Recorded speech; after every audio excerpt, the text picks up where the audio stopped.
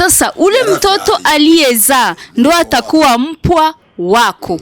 Nukuvuga tugiye mu Kirundi, mbega wewe mushiki wa muntu hariya warongoye umwana yavutse umwitande? Mushiki wa muntu erega ni wa mushikawe hariya yararongowe yaravyaye, none mu Kirundi ujya mwana yavyaye yitwa nde? Mu Kiswahili twabonye ko ari mpwa. Okay. Wewe ufise Maderena ni mushikawe yararongowe kwa Yozefu, none uriya mwana yavyaye yitwa nde? Kirundi wanamutega marume. Marume Ni korombe.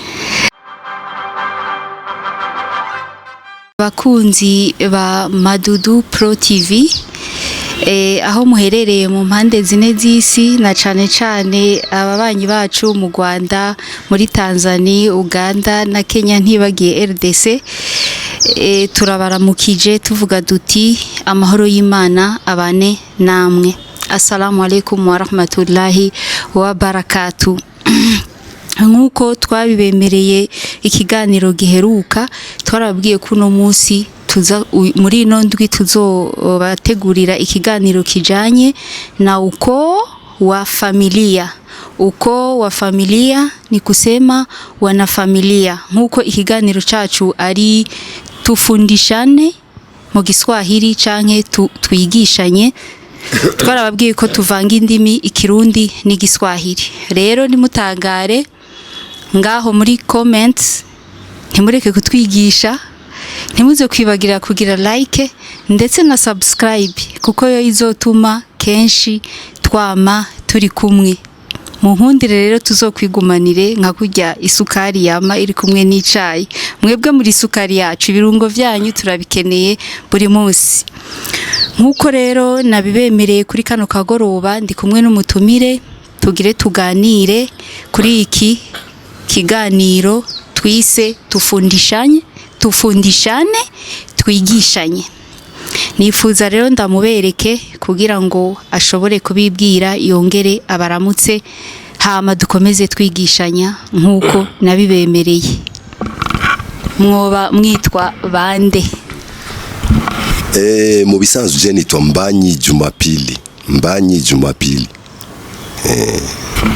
Mu buzima bwa misi yose, kuko hari abatari bakuzi Mbanyi Jumapili, baba bakeneye kukumenya, hari n'igihe baba bakeneye kuvugisha mu bindi bisanzwe bakaba bamenya amateka yawe. Mu buzima bwa misi yose mperuka kukukuruka nari umushoferi muri UN. Mugabo ubu mperuka kukukuruka ndakwije 6 ans narakukuruse. Ubu icyo nkora ubu namandiko ndakurikirana abana bato muri football. Ndafise minime, ndafise cadet na 4e division. Okay. Neza cyane, ndumva gukurikirana abana bato mu bintu bijanye n'umupira. None nta mazina iyo timu ifise, ni timu gusa? Nkaje ntavyo nzi, ndavyumviye hano. Bon, iyo equipe yanje ya football yitwa Academy Azam. Ni Academy Azam. Sawa neza cyane. Murumva rero batari bazi Mbanyi, muramenye n'ivyo akora mu buzima bwa misi yose. Ubu hamubure tugiye twinjire mu kiganiro cacu nyezina cyo kwigishanya, nkuko nabibemereye. Abana ku mashure hari ivyo batabonera mu mashure, ariko bakabandanya babibonera imuhira, bavyigishirizwa imuhira. Nico gituma ishene yacu ya Madudu Pro TV yabemereye yuko tuzoza turiga utuntu duto tujya atashobora kubonera ku ishuri, muga mu buzima bwa misi yose tuzokwama tubaba hafi. Namwe ivyo muzoba mwifuza tuti muturondera ikiganiro kuri ibi, tuzobikora. Turi hano ku bwanyu. Rero mbaye ndagukengurukira kuba washoboye kunyemerera ko tuganira uno munsi. Nashaka ko tubona ukoo wa familia. Sinzi ukoo wa familia ko wumva icarico? Je nibaza yuko ukoo wa familia ari abagize umuryango, niko je ndavyumvira. Mu Kirundi naho ukoo wa familia ni Kiswahili. Abagize umuryango. Donc niho mu Kirundi rero. Neza cyane abivuze nk'umuntu nyene aciye ubwenge. Bon tugiye mu kirundi rero ni abagize umuryango. Muvyeyi wewe uri kurankurikira. Wewe waribarutse, mbega ujya wibarutse akwita nde? Mbega uwavyawe n'uwo wibarutse we akwita nde? Mbega uwamuvyaye uwamwibarutse we amwita nde? Nivyo tugire dukurikire muri kano kanya. Gumana nanje. Mbanyi nagomba nkwibarize mbega mama. Mama ni mu rurimi rw'Igiswahili ntihenze. Mama none wosigurira abantu gute?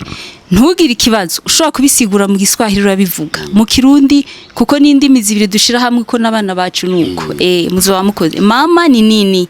Uhejeje kumbwira mama icari cyo ugisigure no mu Kirundi kugira abana bashoye kumenya mama niki, mbega mama ni nani? Murakoze.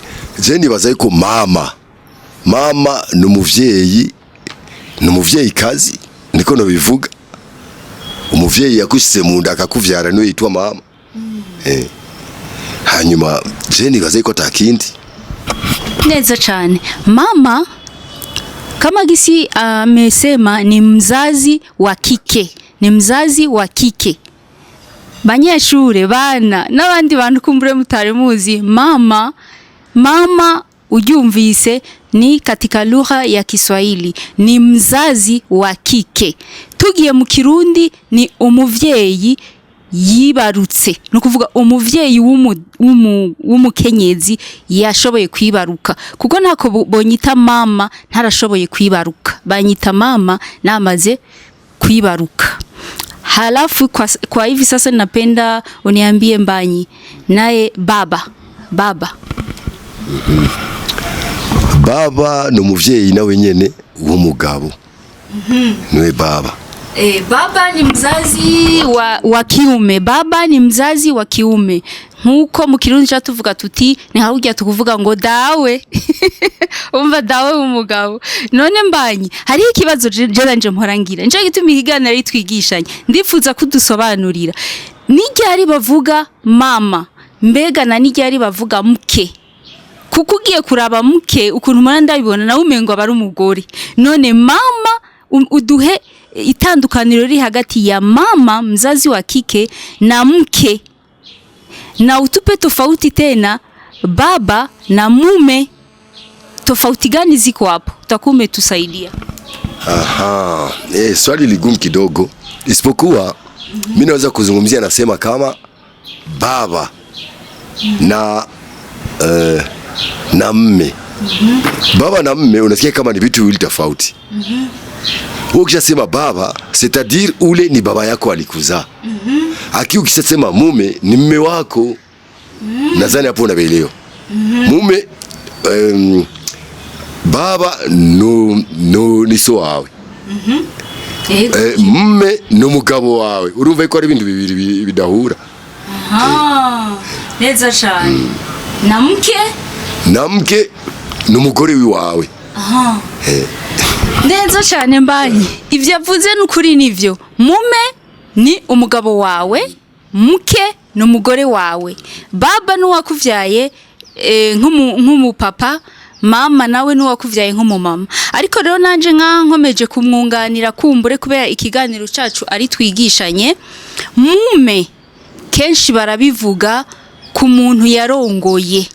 Nukuvuga yaciye mu mategeko akarongora uwo muntu urarekuriwe kuvuga mme. Mwige muri ngaho canke uwundi ari ngaho nuhavuronga umufiance ngo murakundanye ngo ucuvuga ngo ni mme wangu. Oya canke ngo n'umugabo wawe. Umugabo wawe ni wa wundi mwasezeranye imbere y'amategeko. Mu Giswahili niwe bita mme. Mu Giswahili niwe bita mke. Nukuvuga mukanaka. Nashaka kubita kujya ni mukanaka atabwo mwasezeranye. Iryo niryo nyunganizi ndibushireho. None Mbanyi birabaho ko ushobora kuba uba umugore w'umuntu mutasezeranye. Mu Giswahili birabaho. Uyo bomwita mme canke bomwita mke birabaho. Murambabarira gato kumva muvuze ngo mu Giswahili. Muba musulman. mu Kiswahili je novuga yuko ari quartier Swahili. Okay.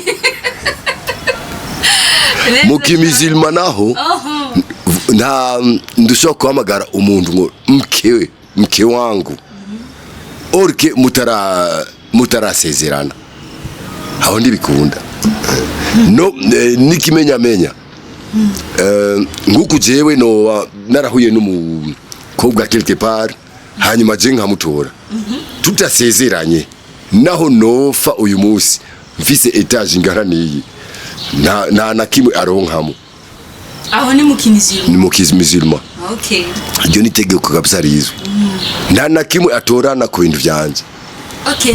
Neza cyane aradusobanuriye ati rero ubu bigeme bafasoni muri aho mu gihe mutasezeranye n'umuntu nibaza yuko atari mu Kimizilma gusa no mu yandi madini uwo muntu tugiye mu rurimi rw'igiswahili ntabwo uzomwita mke ntabwo uzomwita mme kuko mutasezeranye imbere y'amategeko aho ico kiratomoye.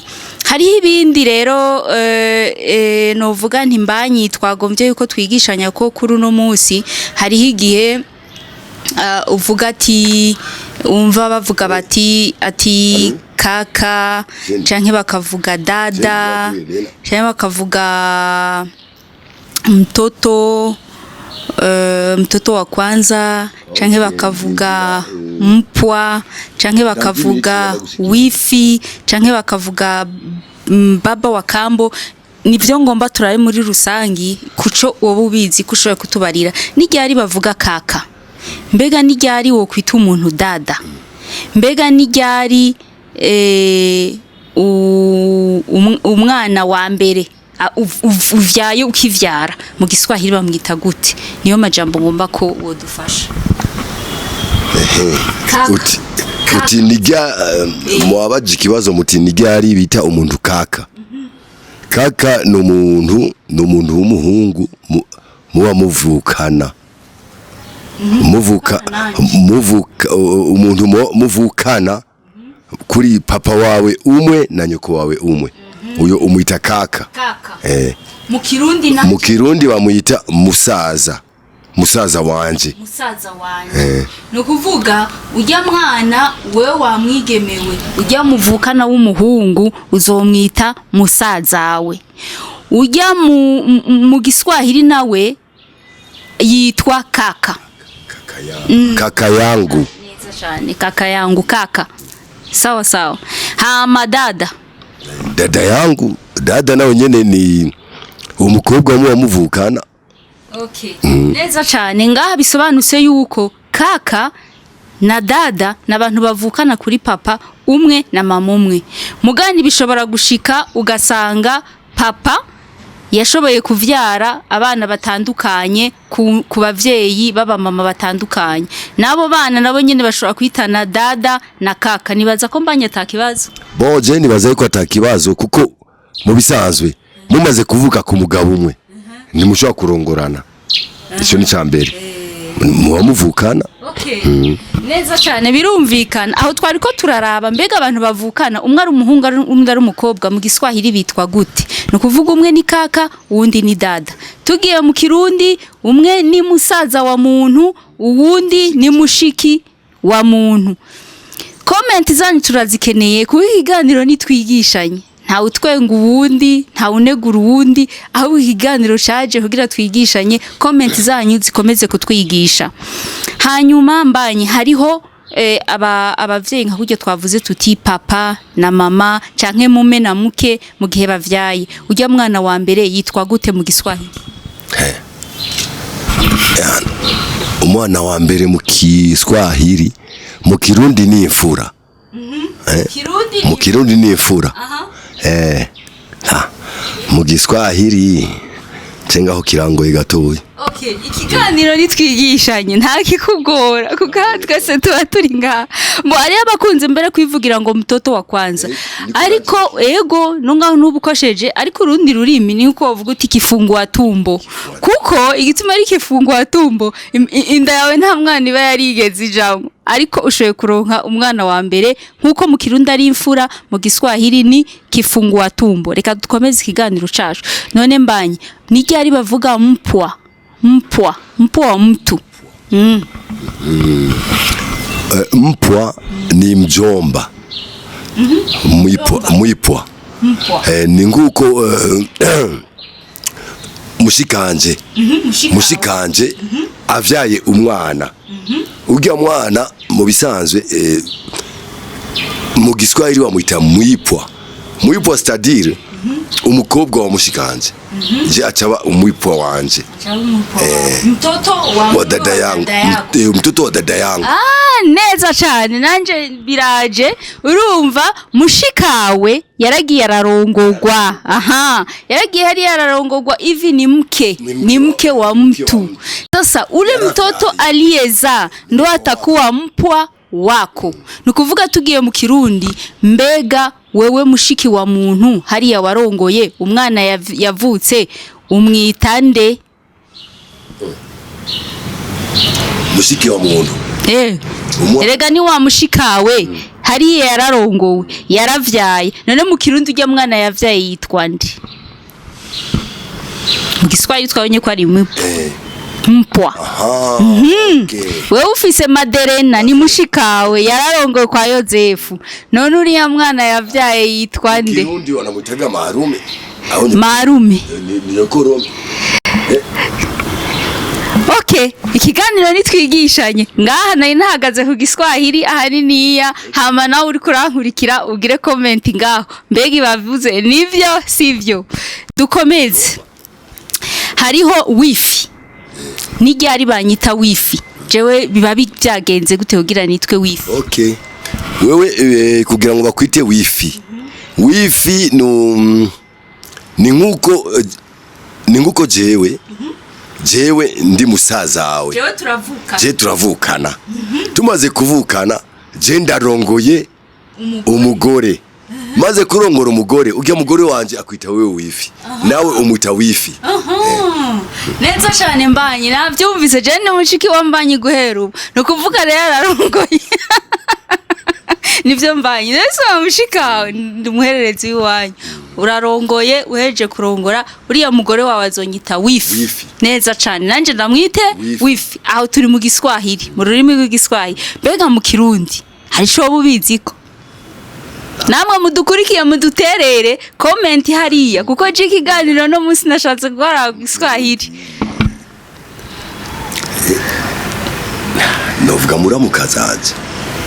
Muramukazawe. Ni muri iyo nzira natarayishika ko neza mu Kirundi ariko je nzokomeza kubategurira ibiganiro by'ikirundi no munsi utubwira ikirundi niyaje nzomuzana.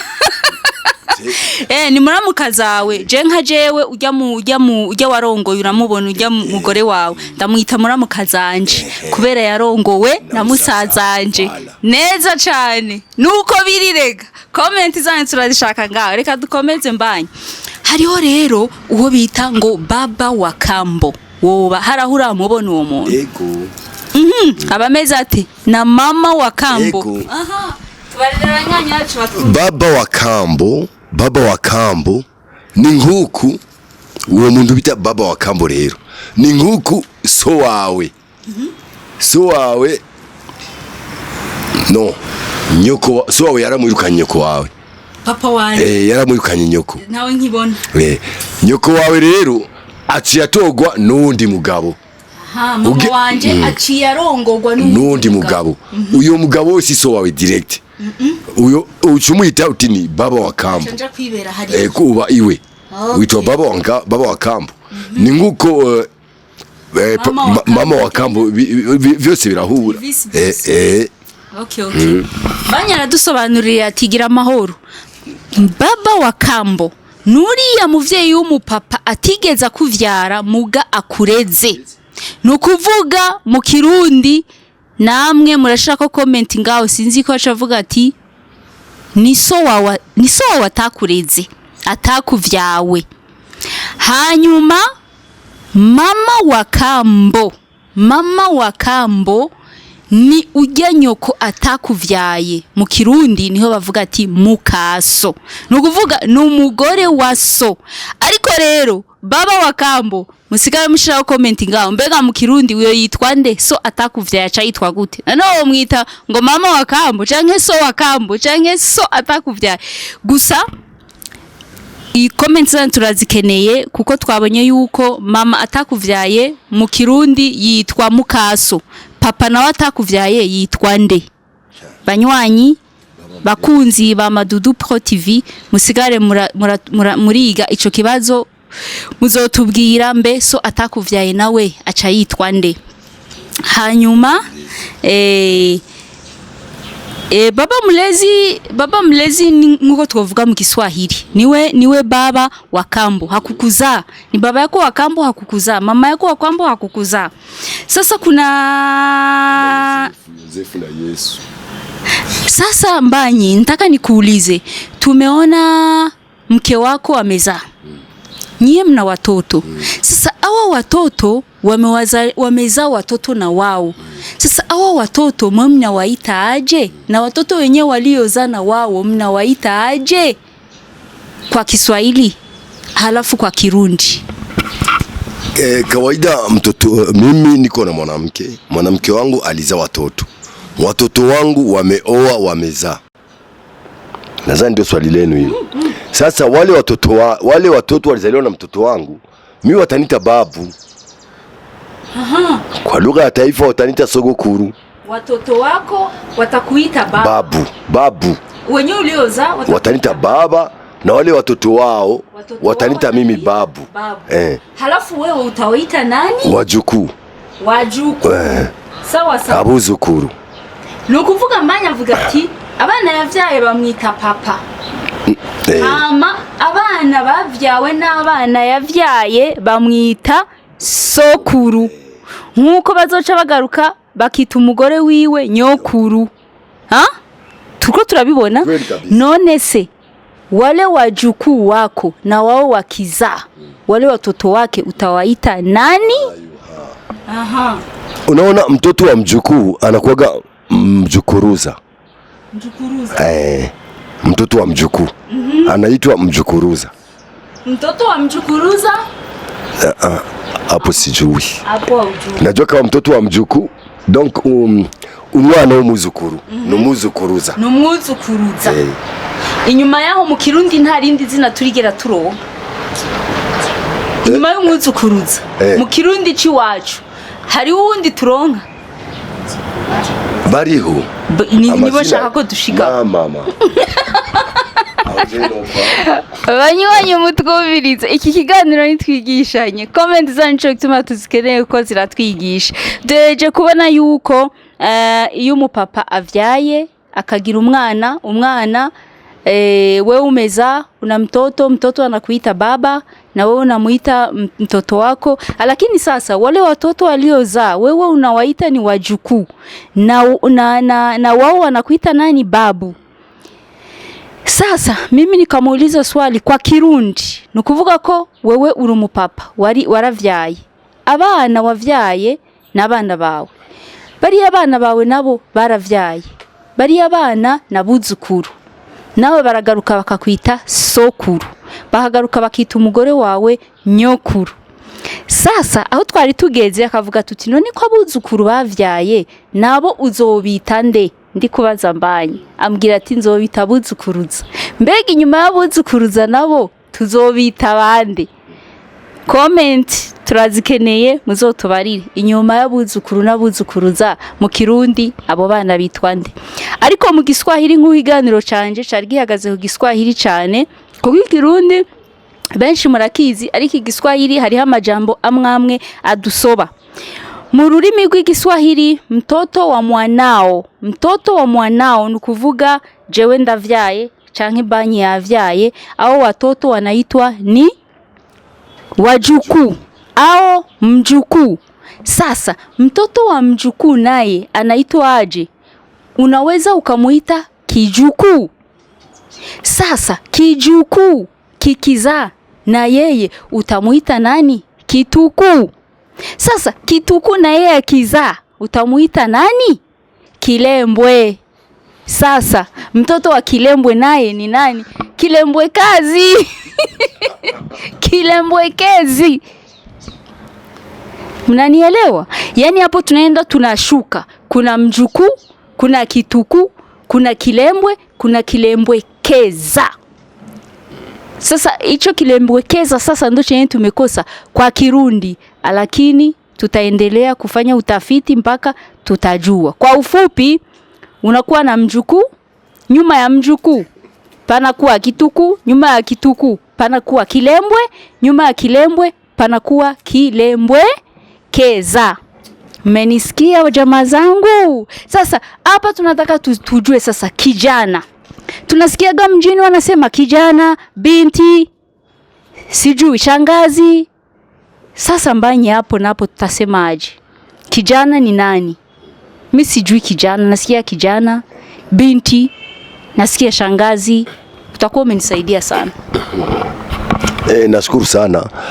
Tunaweza kusema kijana ni ambaye mvulana wote ule bado hajaoa.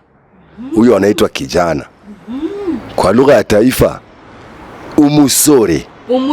Umusore nugya muhungu wese atararongora. Uyo bamwita kijana rero mu Kiswahili. Hanyuma binti numukobwa atarubaka uguyo nawe nyene. Atararongorwa. Niwe mu Kiswahili bita binti.